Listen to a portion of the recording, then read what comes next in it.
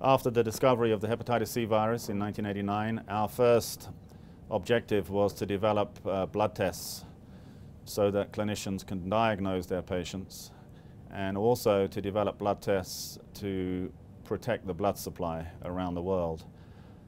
And so our blood tests resulted in the complete protection of the blood supply. Now it's unheard of to find a single case of hepatitis C after blood transfusion.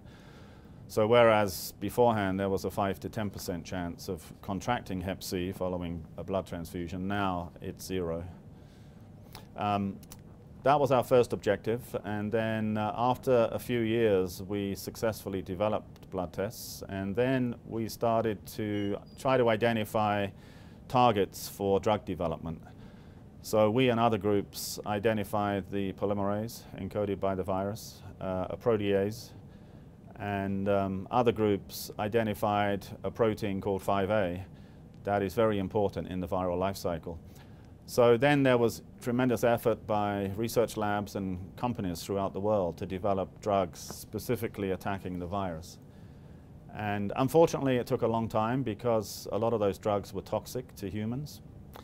But now we're in this very good situation where we have very potent, very safe drugs to cure virtually all patients.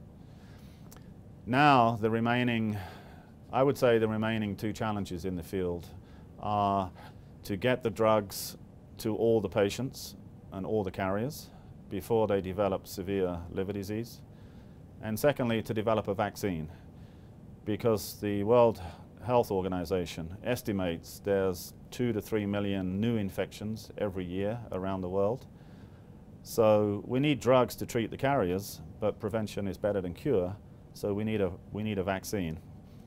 So in my lab here at the University of Alberta, we are developing new drugs, novel drugs against hep C, and we're also developing a vaccine that we want to test in the clinic in a couple of years' time.